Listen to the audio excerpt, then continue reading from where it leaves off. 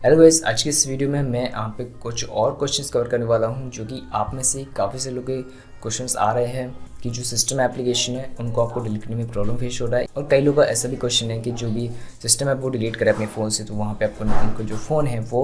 Of हो रहा है, उसके बाद वो ऑन नहीं हो रहा है। तो इस केस में वो क्या कर सकते हैं एंड उसको डेटा को कैसे वो रिकवर कर सकते हैं। सो सबसे पहले मैं यहाँ पे बात करना चाहूँगा कि जो अपने एंड्रॉइड फ़ोन में जो सिस्टम एप्लीकेशन डिलीट कर रहे हैं वो यहाँ पे क्या गलती कर रहे हैं, ताकि वो चीज़ को ठीक कर सकते हैं एंड दोबारा जब भी वो सिस्टम एप्लीकेशन डिलीट करेंगे तो वो चीज़ें आप रिपीट नहीं करना, ठीक है। और दूसरी चीज़ ये कि जो भी अगर आप नए व्यूअर हैं कि अगर आपको नए सिस्टम एप्लीकेशन डिलीट करने के लिए देख रहे हैं तो भी आपको यहाँ पे काफ़ी सारी चीज़ें पता लगने वाली हैं, जिससे कि आपको भी सब चीज़ समझ आ जाए कि अगर आपको सिस्टम एप्लीकेशन डिलीट करना है तो कौन से ऐप डिलीट करना चाहिए और किस तरह से आपको वो ऐप है वो डिलीट करना चाहिए, ठीक है। तो सबसे पहले तो आपको जो भी सिस्टम एप्लीकेशन डिलीट कर रहे हो वहाँ पे उस ऐप के बारे में थोड़ा सा इन्फॉर्मेशन होना चाहिए, ठीक है। क्योंकि देखिए यहाँ पे अगर हम सिस्टम ऐप्स की बात करें, यहाँ पे दो टाइप के सिस्टम एप्लीकेशन होते हैं। सबसे पहले जो सिस्टम एप्लीकेशन होते हैं जो कि आपके फ़ोन को रनिंग स्टेट में रखने के लिए ज़रूरी होते हैं, जो कि बैकग्राउंड में चलते हैं, और कुछ एप्लीकेशन होते हैं जो कि आपको फोरग्राउंड पे दिख जाएंगे, जैसे कि आपके फ़ोन का होम लॉन्चर, स्क्रीन लॉन्च हो गया,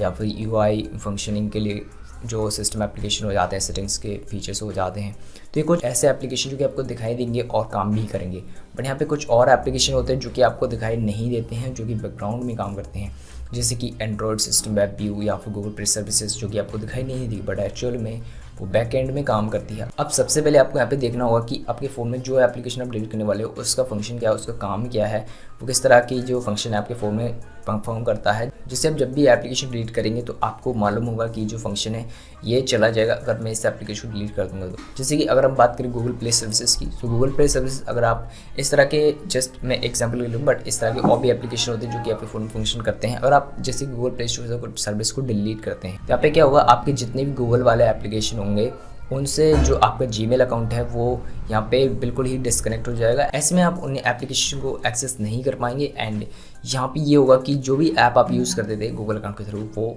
ऑन नहीं होगा, या फिर वो गूगल प्ले सर्विसेज की परमिशन से डिनाई हो जाएगा। देन यहाँ पे आपको ये चीज़ समझ आएगा कि जो भी एप्लीकेशन है वो बैकग्राउंड में भी काम कर रहा है अदर एप्लीकेशन के साथ मिल करके। एक और एप्लीकेशन है जो कि है एंड्रॉयड वेब व्यू, इसकी मेरा पूरा वीडियो है, आप चाहें तो चेकआउट कर सकते हैं। एंड सबसे पहले एंड्रॉयड वेब व्यू में देखिए ये वाला एप्लीकेशन क्या करता है कि आपके फ़ोन में जितने भी एंड्रॉयड एप्लीकेशन है उन सभी ऐप्स को इंटरनेट प्रोवाइड करने का काम करता है, इंटरनेट से कनेक्ट रखता है। अगर आप इस ऐप को डिलीट कर देते हैं अपने फ़ोन से, वैसे तो आप नॉर्मली नहीं कर पाएंगे, बट अगर आप एडीबी के थ्रू या फिर कंप्यूटर के थ्रू आप इसको डिलीट कर देते हैं तो ऐसे में क्या होगा, इस एप्लीकेशन से आपके फ़ोन के जितने भी ऐप्स है उन पे इंटरनेट एक्सेस नहीं जाएगा एंड यहाँ पे जो भी वेब व्यू आपको या फिर कहीं इंटरनेट एक्सेस जो होता था ऐप्स में वो वहाँ पे इंटरनेट एक्सेस नहीं होगा और आप फ़ोन में इंटरनेट चला नहीं पाएंगे। और इस ऐप को आप गूगल प्ले स्टोर से डाउनलोड कर सकते हैं, लेकिन जब ये ऐप डिलीट हो जाता है तो आपको गूगल प्ले स्टोर में भी इंटरनेट एक्सेस बंद हो जाता है, ठीक है। तो इसमें क्या होगा, आपके फ़ोन से आप कहीं से भी इस ऐप को डाउनलोड नहीं कर पाएंगे। इसके लिए आप दो चीज़ कर सकते हैं, या तो आपको फ़ोन को रीसेट करना होगा या फिर आप अपने फ़ोन के रूट स्टोरेज, फ़ोन में एक और पार्टीशन होता है, 3 पार्टीशन होते हैं, ठीक है। तो यहाँ पे आप रूट स्टोरेज से जा करके उस ऐप को इंस्टॉल कर सकते हैं, तो ये फिर से जो है सॉल्व हो जाएगा, आपके फ़ोन में इंटरनेट प्रॉपर्ली वर्क करेगा। अब यहाँ पे इसी तरह के और भी ऐप्स होते हैं जो कि अलग अलग फंक्शनलिटीज़ के लिए काम करते हैं। जैसे कि एक बार क्या हुआ था, मैंने सिक्योरिटी ऐप को डिलीट कर दिया था अपने फ़ोन से। देन सिक्योरिटी ऐप को डिलीट करने के बाद मेरा फ़ोन जो है प्रॉपर वर्क कर रहा था, यहाँ पे कोई भी मुझे इशू देखने को नहीं मिला, प्रॉब्लम नहीं फेस हुई। अब यहाँ पे हुआ कि जब मैंने अपने फ़ोन को एक बार बंद करके चालू करा था, ऑन करा था एक बार, तो वो फ़ोन जो है मेरा ऑन नहीं हुआ था, वहाँ पे जो फ़ोन है वो स्टक हो गया था, मी बूट लोगो आता है ना, वहाँ पे स्टक हो गया था। इसके बाद हमने फ़ोन को जो रीसेट करा तब जाके वो फ़ोन ठीक हुआ था, इसलिए मेरा जो डेटा है वो लॉस हो चुका था। अब इसके बाद जो फ़ोन है मेरा रीसेट हो गया, तो उसके बाद जो फ़ोन है प्रॉपर्ली वर्क करता, ठीक से काम कर रहा था। ऐसे ही में आपको जो है हर एक एप्लीकेशन को जो है अगर आप डिलीट करने वाले हैं तो उसके बारे में आप थोड़ा सा इन्फॉर्मेशन रखें, इससे आपके फ़ोन के सिस्टम ऐप्स पे कोई भी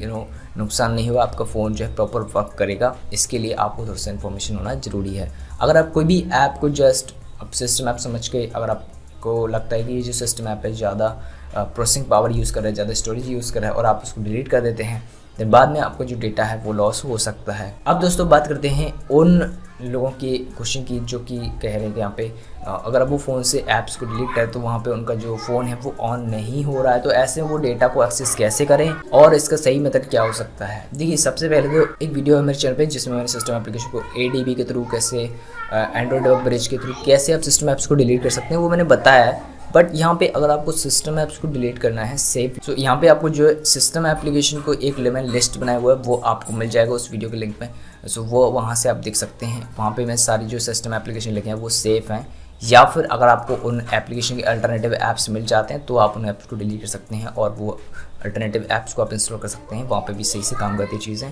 और यहाँ पे भी आपके फ़ोन की प्रॉब्लम नहीं आएगी। अब नेक्स्ट अगर बात करें कि फ़ोन के जो डेटा है उसको कैसे एक्सेस कर सकते हैं और फ़ोन में ऐसे कोई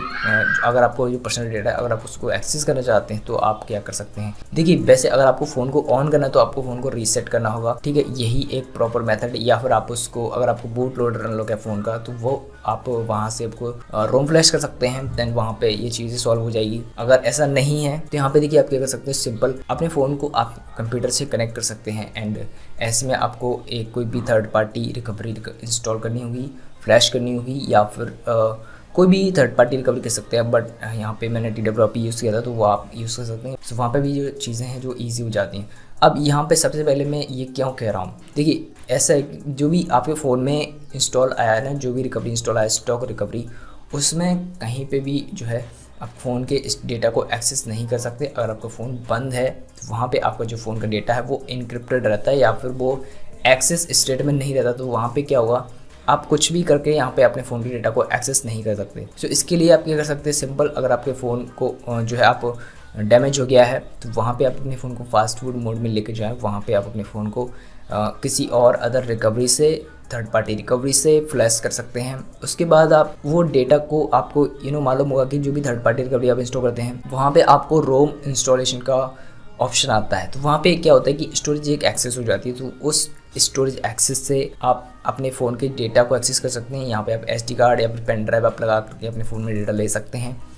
शायद एक्सेस हो जाए तो, नहीं तो आप SD कार्ड नहीं तो फिर आप कंप्यूटर से USB के थ्रू अपने फ़ोन का जो स्टोरेज है वो एक्सेस कर सकते हैं और कंप्यूटर के थ्रू आप अपने जो पर्सनल डेटा है मोबाइल का, फ़ोन ख़राब होने के बाद भी आप उस डेटा को कंप्यूटर में कॉपी कर सकते हैं। तो ये थोड़ा एक सेफ तरीका है और अदरवाइज़ यहाँ पे आपके पास और कोई ऑप्शन नहीं है, बिकॉज यहाँ पे अगर आप स्टॉक रिकवरी में देखेंगे तो स्टॉक रिकवरी में आपको कोई ऐसा स्टोरेज एक्सेस करने का ऑप्शन नहीं रहता, इसीलिए जो फ़ोन है कम्प्लीटली सेफ़ रहता है। देखिए जब भी आप अपने फ़ोन में थर्ड पार्टी रिकवरी इंस्टॉल कर लेते हैं तो अगर आपको फ़ोन अगर चोरी जाता है इन केस, सो वहाँ पे क्या होगा, वो फ़ोन का डेटा है वो कॉपी हो सकता है। बट अगर स्टॉक रिकवरी है यानी कि फ़ोन में कोई भी मॉडिफिकेशन चेंज नहीं करेगा, कोई भी रिकवरी इंस्टॉल नहीं करी गई है, उस केस में आपका जो फ़ोन का डेटा है वो बहुत सिक्योर होता है, उसमें से डेटा